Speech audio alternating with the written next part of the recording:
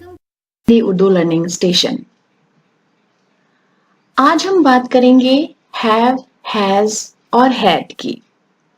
किस तरह से हम इनका सही प्रयोग कर सकते हैं अपने डे टू डे कन्वर्सेशंस में।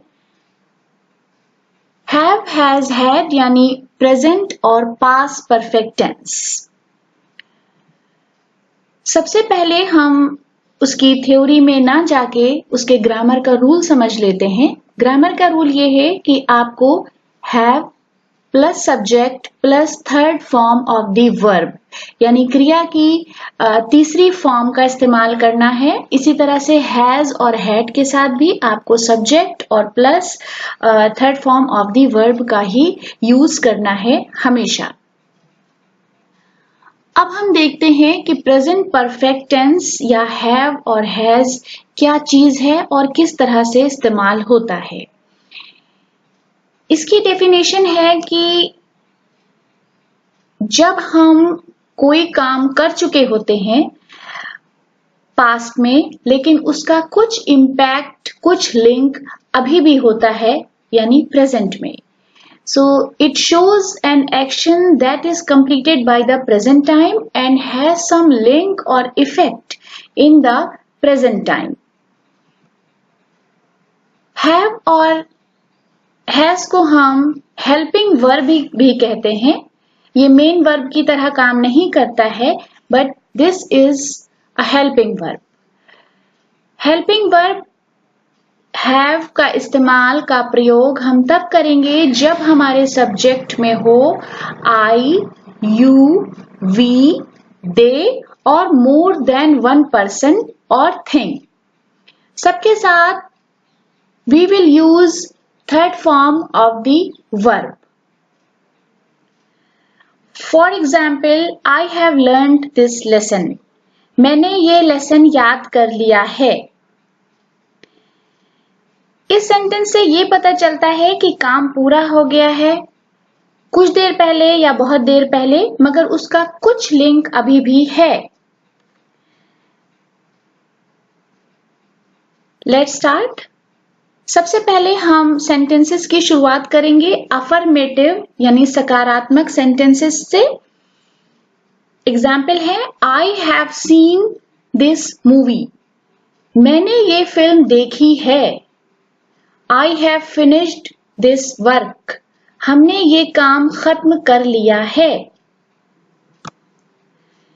They have learned their lesson. उन्होंने अपना पाठ या सबक याद कर लिया है। You have finished your meal. तुमने अपना खाना खत्म कर लिया है या खा लिया है। Negative sentences यानी नकारात्मक sentences जिनमें हम no और not का प्रयोग करते हैं। I have not called you. मैंने तुमको नहीं बुलाया है। I have not eaten mangoes. हमने आम नहीं खाए हैं। They have not finished their work. उन्होंने अपना काम खत्म नहीं किया है। You have not told a lie. तुमने झूठ नहीं बोला है। नेक्स्ट है इंटेरोगेटिव सेंटेंसेस यानी प्रश्नवाचक वाक्य। याद रखिए, जब भी हम क्या से अपना प्रश्न या सवाल शुरू कर रहे हैं, तब हम हैव और हैज को सब्जेक्ट से ठीक पहले ले आएंगे instead of using what. So have I met his brother. क्या मैं उसके भाई से मिल चुकी हूं। Have you gone mad. क्या तुम पागल हो गए हो। Have they gone. क्या वो चले गए हैं। Have they taken their meals?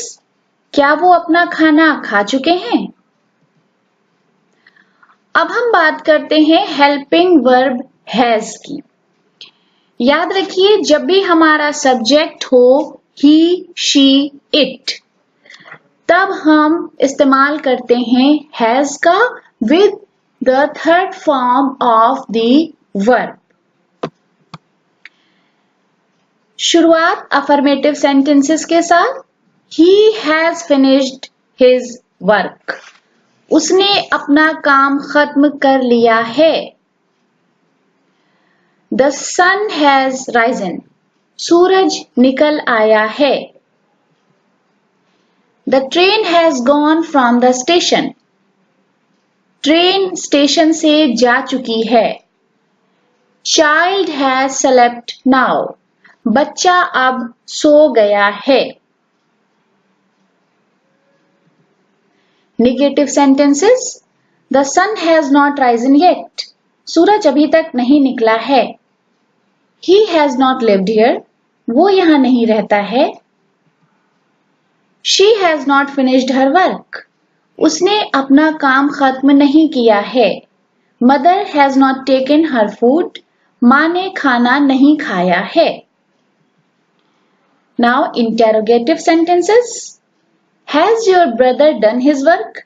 क्या तुम्हारे भाई ने अपना काम कर लिया है? Has the train not arrived? क्या ट्रेन नहीं आई है? Has the milkman not come so far? क्या दूध वाला अभी तक नहीं आया है? Has Mr. Raj taught in this school for 10 years? क्या राज जी ने इस स्कूल में 10 साल तक पढ़ाया है?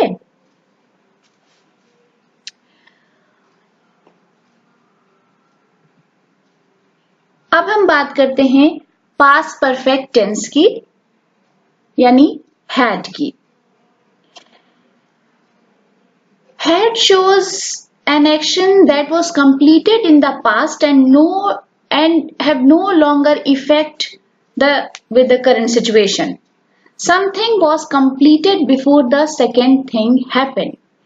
तो had का इस्तेमाल हम तब करते हैं जब एक काम खत्म होने के तुरंत बाद दूसरा काम शुरू हो गया हो, और एक ऐसा एक्शन दिखाने के लिए जो पास्ट में हो चुका है लेकिन उसका कोई इफेक्ट, कोई लिंक अभी करंट सिचुएशन के साथ में नहीं है. हेल्पिंग वर्ब हैड सारे सब्जेक्ट्स के साथ इस्तेमाल होता है. I, you, we, he, she, it, they, singular number या plural number with the third form of the verb. Affirmative sentences. They had seen the lions. उन लोगों ने शेर देखे थे. काम पास्ट में हो चुका है एंड उस एक्शन का अभी कोई लिंक प्रेजेंट से नहीं है. I had a scooter. मेरे पास एक स्कूटर था. I had reached the school before the bell rang. घंटी बजने से पहले मैं स्कूल पहुंच चुकी थी. एक काम हुआ, एक एक्शन, और उसके तुरंत बाद दूसरा action. I had reached the school. मैं स्कूल पहुंच चुकी थी before the bell rang. घंटी बजने से पहले. Many years ago I had studied Spanish. Therefore I have forgotten it now. बहुत साल या कई साल पहले मैंने स्पेनिश सीखी थी लेकिन अब भूल गई हूं. Negative sentences. माई फ्रेंड है, मेरा दोस्त नहीं आया था. Raj had not 2 books. Raj के पास 2 किताबें नहीं थी. She had not many rings. उसके पास बहुत सी अंगूठियां नहीं थी. They had not apples. उनके पास सेब नहीं थे. Interrogatives. Had he closed the door. क्या वो दरवाजा बंद कर चुका था? Had your father gone to market before you reached home. क्या तुम्हारे पिताजी या वालिद साहब तुम्हारे घर पहुंचने से पहले ही बाजार जा चुके थे? Had you not gone to the school. क्या तुम स्कूल नहीं गए थे? Had they met him in America? क्या वो उससे अमेरिका में मिले थे? तो ये have, has और had के कुछ यूजेस थे. कुछ नियम, कुछ रूल्स याद रखिए कि नेगेटिव सेंटेंसेस में have, has, had के बाद no और not का प्रयोग किया जाता है. दूसरा रूल, दूसरा उसूल या नियम, जब कोई चीज प्लूरल नंबर में हो तो हमेशा नॉट का ही इस्तेमाल या प्रयोग करते हैं. जब नंबर सिंगुलर हो तो नो या नॉट किसी का भी इस्तेमाल, किसी का भी प्रयोग कर सकते हैं. इंटेरोगेटिव सेंटेंसेस में हैव, हैज, हैड सब्जेक्ट से पहले आता है. आशा करती हूँ कि ये लेसन आपके लिए यूजफुल रहा होगा। Thank you for watching. Please subscribe for more free Hindi Urdu lessons, Hindi Urdu learning station. Thank you.